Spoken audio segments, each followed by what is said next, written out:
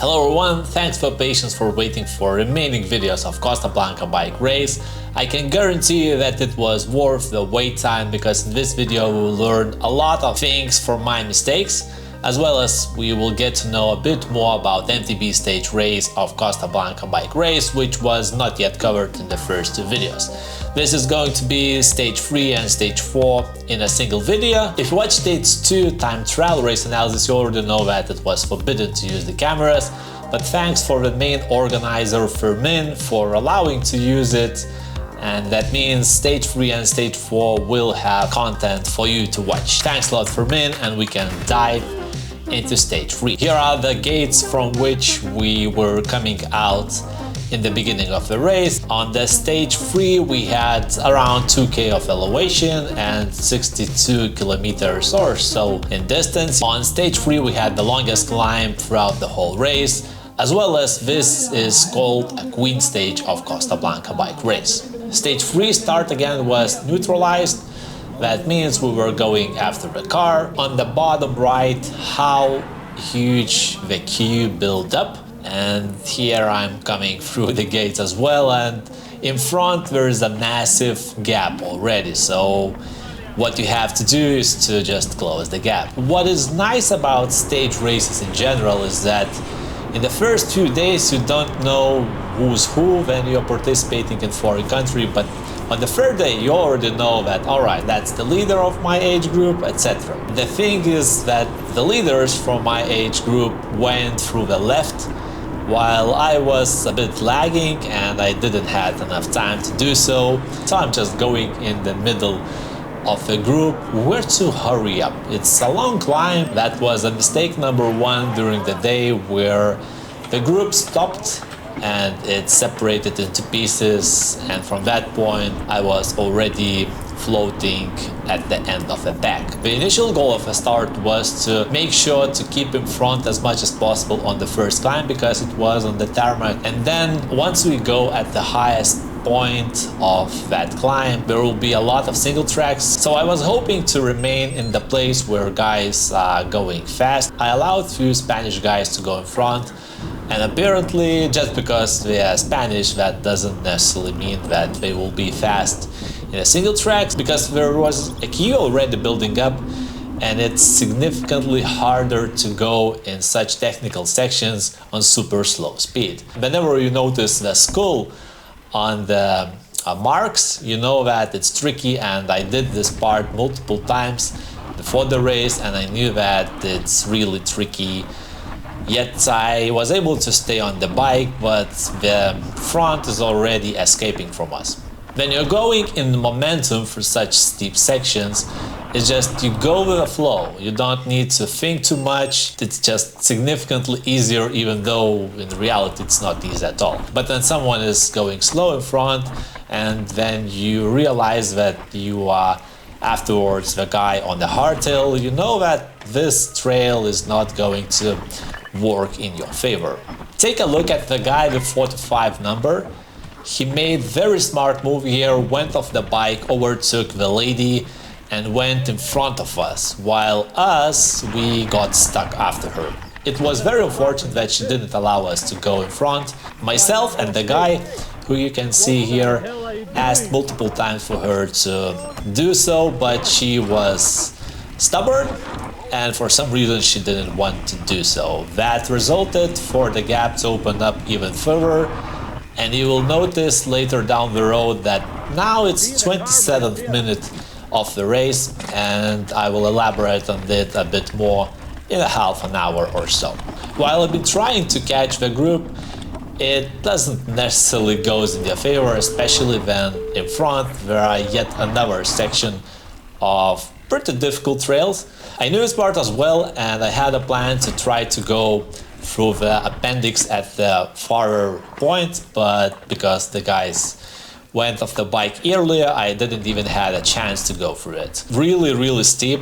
I can't tell you in words. I knew that I can do it, and that's why I stayed on the bike. However, in this area someone asked me from behind to allow him go in front, and as you can see, I stopped for a moment, allow him to go faster than me.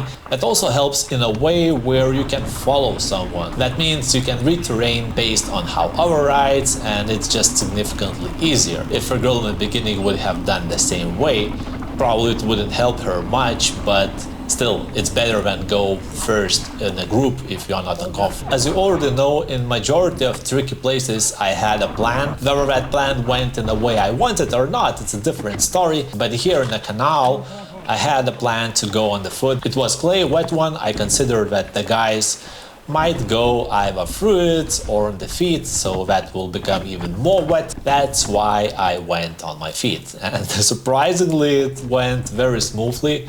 And talking about the uncomfy moments, then I noticed others just walking on a difficult trail.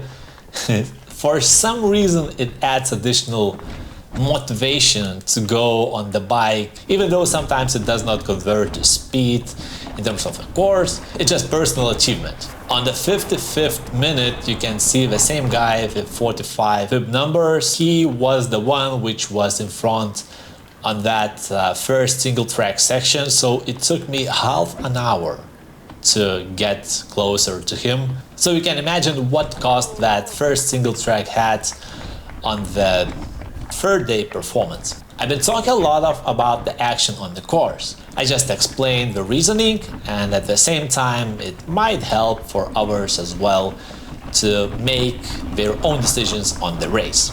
Even though the cameras were a bit of forbidden, this is a perfect example why they should not be. Imagine that we are going on 10 minutes climb. At the segments table at the top, you can see the distance, how long that segment was, as well as elevation and the average grade. That will give you indication how long the climb was. So we've been climbing for 150 meters of elevation gain. And then the guy from Belgium team who already received penalty on the first day for receiving support in different than technical feed station zones, he got the bottle of liquids here. So the cameras can help you to maintain fair play, and that's what you should not do, especially if you've been already penalized for that. So that means penalty was not big enough in order to make proper decisions. As I didn't have the support, that's not an excuse. This is just yet another example how big gap opens up from the group when you stop to take any liquids. It's been pretty hot day, so I didn't mind to stop for some water, but as you will see, it might take significant amount of time, even though I opened the bottle already, but because in the technical zone there was only one guy, definitely he can't efficiently help everyone. So that was another 20-30 seconds lost, and the group got away again. On the longest climb of the day, I didn't want to be a hero, so I was just sitting in the group. Maybe a few times went in front, but that was good 600 meters of elevation in total from the lowest point. Significant amount of effort, and you will see that in this table it was 3.8 kilometers of distance and 340 meters of elevation. Not too steep, but because it was loose terrain, it was more than enough. At the top we've been going down in nice single tracks, and for some reason, even though I thought I am not too slow in that, the group which was in front just and disappeared, and I don't even know when we were able to catch them back. I added quite a few of those corner techniques from Nick Peters. He is Belgian, 51st number.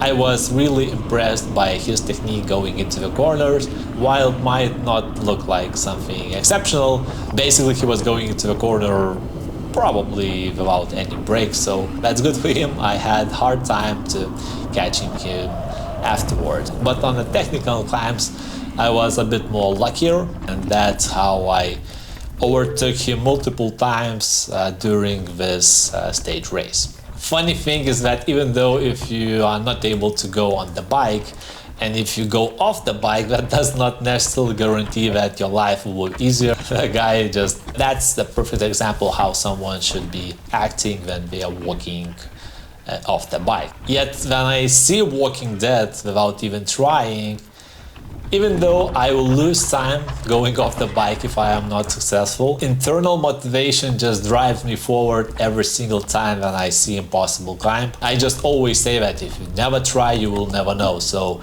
it's better try, maybe you are not successful, but one step at a time. Maybe in the future at similar situation you will be able to do so. It's always better to try, even though at that specific moment you might lose a second here and there. As usual, what goes up must come down, and we went into very rocky and stony single track, which lasted a bit longer than I would want to, and at the bottom I was a bit depleted in my legs, especially because standing all the time and just trying to figure it out, it was a bit tiring to just do so without even pedaling at all.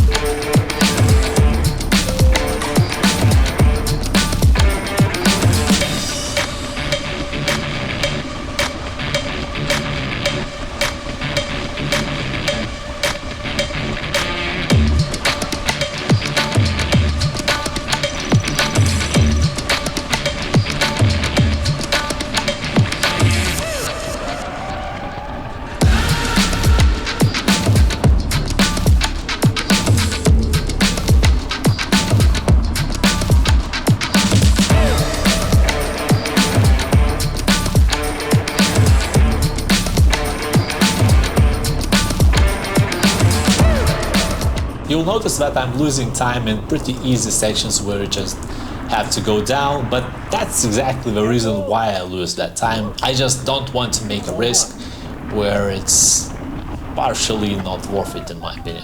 Remember my first situation at the feed station? Well, that was exactly the same again, where I lost 20 seconds or so from the group. Then the story continues. You do the chase once again. It's really difficult to portray how stony and rocky and bumpy those single tracks were. Based on Strava, it's more than 1 kilometer, but imagine it's minus 13% down. It's significantly steep, all loose, you have to balance, and it was really tough. At some point I said to myself that it's not over until it's over, because I almost crashed once. So I tried to keep my concentration at the high levels in order not to just go off the bike and crash. Few sections were changed in the third day of the course, nothing major, but that uphill was not expected. We are approaching yet another climb in the single track, which later will end up the very technical climb, which from the third day I was the most afraid of. We are entering the most trickiest single track, in my opinion, from the third day. What's so tricky about it? Firstly, it's very dry and extremely loose, so even though you are braking, you are basically sliding. Also, there are ditches, huge ones. I did this trail 2 times and I was terrified by it. And as always, when you notice the skull, you know that unless you know what you're doing, you should be very careful. And that was a situation where probably mistake wouldn't be very costly, because there's not like steep cliff or anything like that. You just want to stay on the bike and continue going rather than falling. The race course went through the same sections few times on different days. Basically what was on the first day, and we've been going part of that on the third day as well, it changed significantly. Like new rocks appeared in a single track, as well as it became even more dusty due to braking and a lot of tires going through the trail. So even though you know the single track pretty well, that does not necessarily mean that once you come to that same place which you've been in the past, it will look the same. That was one of the challenges in this type of terrain. It's 5 kilometers toward the finish of the race. Very tricky downhill where it was flat stones, very loose. Loose, tricky and slippery is synonyms of the single track, and here was unfortunate where one participant fell off the bike somehow and he got real bad looks on his shoulder. I don't know what those guys in front were thinking, maybe because we were stopped, we just went ahead, but if you are the first who encounters the fallen guy, you stop, not the ones who stops from the back. Anyways, Nick Peters stopped, I stopped, and there was one other guy who talked Spanish. Somehow I made a decision that 2 people is more than enough, and I continued going. And once we reached the personnel here, we shouted that there's an injured guy, and they said, yeah, fine, continue going. At first, I was surprised why they acted like this. Then I realized that those guys who were in front of us potentially already told the situation. Hopefully everything went fine here. Just wanted to point out that it was nice behavior from Nick for stopping there. So 51, Nick Peters, great job, and also the guy with Orbea bike hockey won. So yeah, racing is secondary after all. Being a human being is #1 priority, no matter where you race and no matter where you are. Nonetheless, we are approaching yet another loose section where I had a crash, partial crash during recon. It's like extremely loose. Probably it's the most loosest section of the whole race. That's the main difference of Spanish terrain, which I never encountered in the past. It feels like you should be stopping, but you are not. If you touch the front brakes, you are down immediately, so the only option is to go slow. I really like the way how we are going through these type of shortcuts. So it was the bridge under the highway. It was pretty narrow, I was not able to go through my handlebars, but once you go up you see the IFAC, so it's nice scenery. We're approaching yet another shortcut in the city where was a car, so thankfully somehow we managed to go through that, but it was quite a tricky section.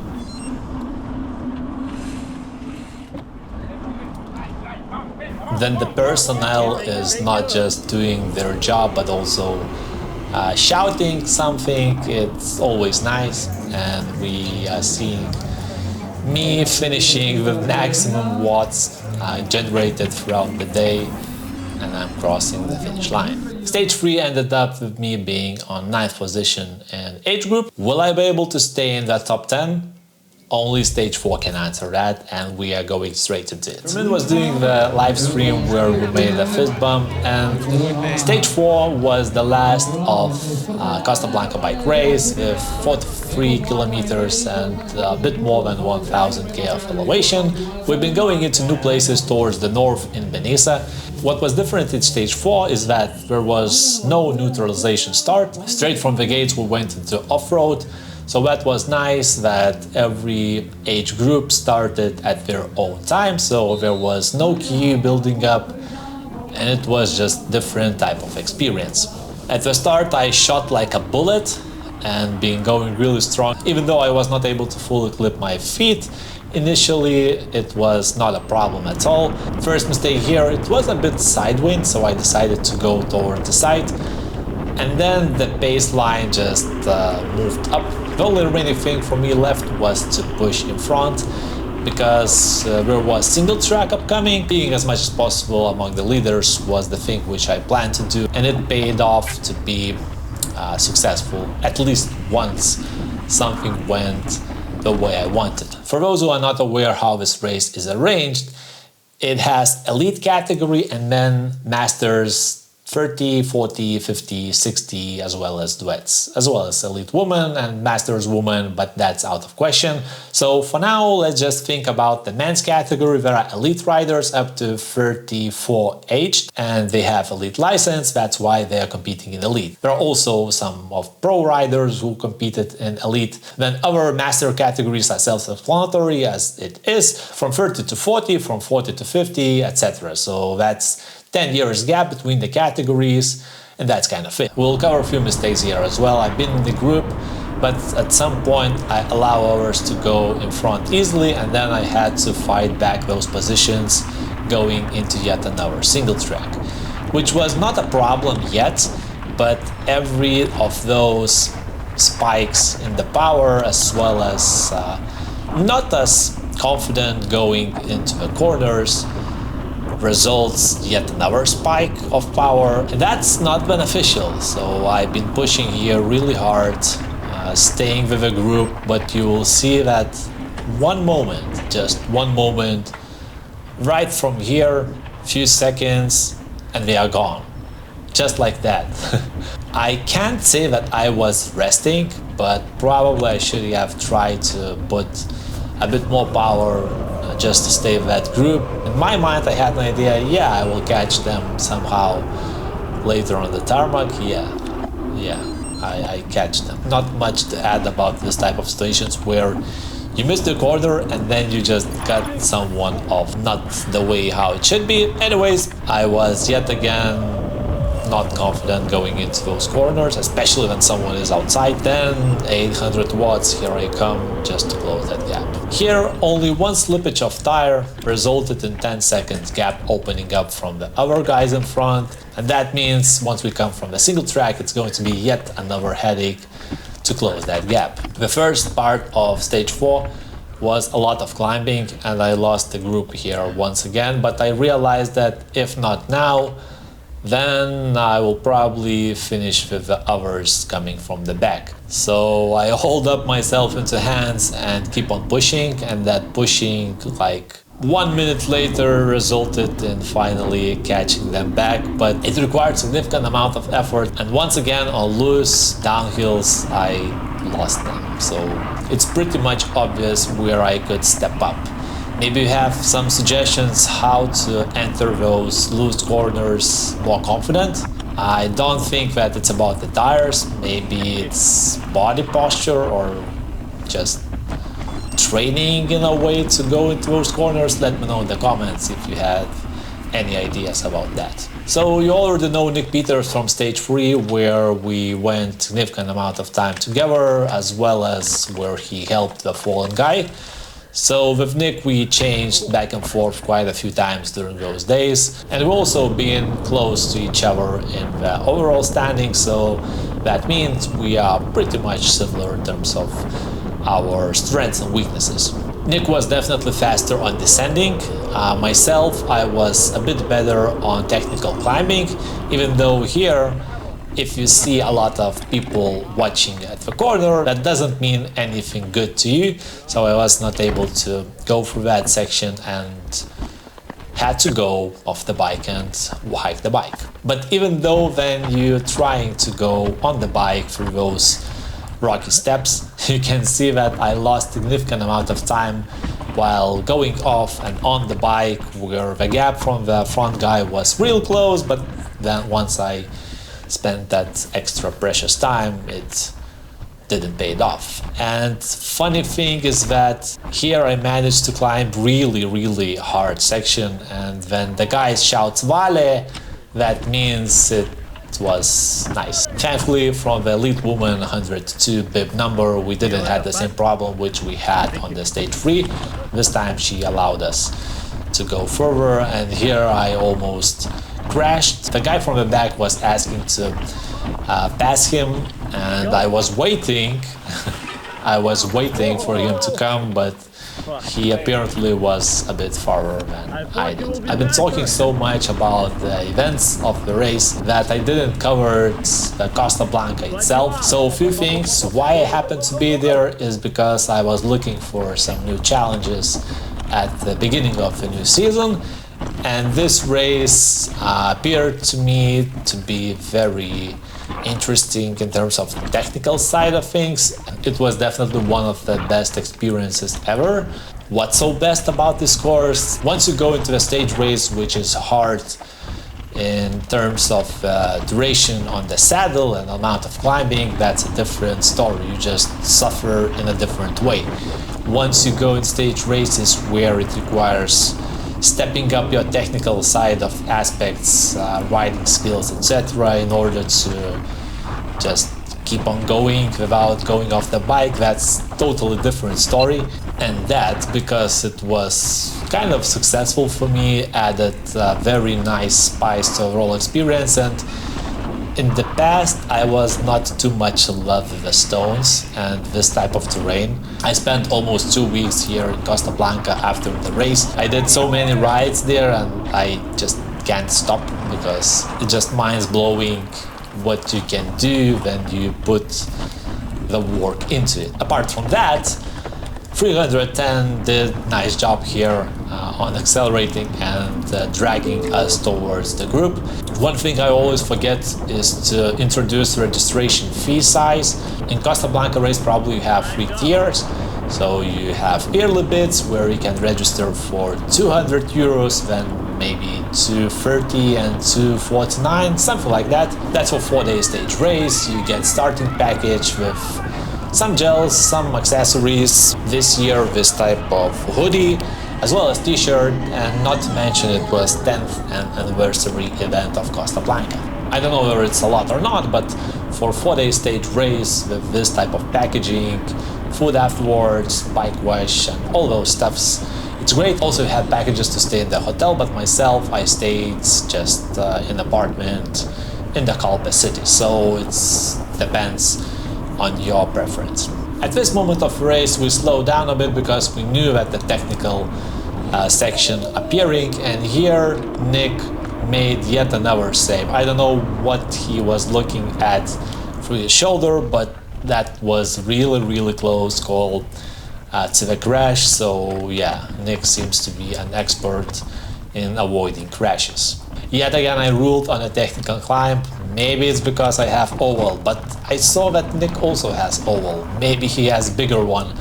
Anyways, I just somehow, even though it's hard, doing those technical climbs is a beast. It's hard to explain, not like you love to do it, but because you are forced to do it. And that's the reason why I love mountain biking in general, is that at any given moment you have to make decisions where to go, how to go, what to do with your body, etc. So if you compare it with the road cycling, it's just not something you can compare. That's why I don't race in road, because for me, at least at this given moment, it's not interesting at all. On this climb we're approaching a segment which I haven't tried at all, so it was completely new experience, and probably I was a bit slower than I would have been if I knew what's upcoming, but it wasn't too bad. There was not too much technical areas, and I was just coasting down pretty much without any problems. And even though my time was not as nice in this segment, it's just 20 seconds difference from the leader, and it's just very close in terms of the seconds. Being in front of such technical climbs means that you have to make a decision all the time. What gear you have, where you're going to go, and here I had way too hard gear, but I just muscled through it, and that resulted in like a lot of energy loss. And once we did that single track, I was like totally busted. So we're approaching the last bigger climb before the final section of downhills, which was like 10 kilometers or so. And even though my heart rate is not too big, but the guys accelerated here so strong that I was not able to respond. And talk about the heart rate, when you do stage races multiple days, significant amount of effort, your heart rate, your maximum heart rate just goes down. So that's why heart rate is not something you should rely on when you go into a stage races. This segment was so loose that I was just trying to stay on the bike and nothing else. The guys yet again on the downhill just disappeared, and that was 10 kilometers towards the race. I made a decision that I will push as hard as I can in the sections which are relatively not dangerous, shall we say, but in those which are a bit more loose and I'm not exactly sure where we're leading to, I will take a smaller risk because I just don't want to make any stupid moves. And this part, at any given moment, you just try to calm yourself down going through such. So only a few kilometers remaining, and I've been giving everything I got.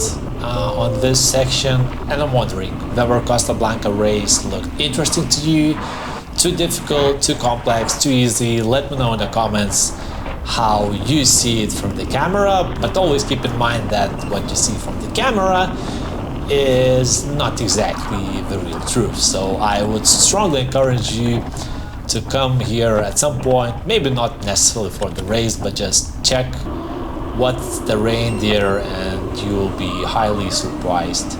So on stage 4 I finished once again 9th, and I was not able to catch Jose Maria Sanchez Hernandez, who was in general classification ahead of me. That means I finished Costa Blanca Bike Race in general classification among men 30 in 8th position out of 37. So that was above my expectations. You don't expect to compete with Spaniards coming from Lithuania, and I can't say that I was competing with top 5 people because they were at a different league. Nonetheless, it was an amazing experience, and I can't wait for other starts in Spain, which might or might not happen anytime soon. So I finished 49 among 200 participants or so. That means in front of me were some elite riders for sure. Also from M40, some of them overtook me as well. But nonetheless, that overall position is throughout the whole men category, so even the pro riders. What I always try to do is to keep transparency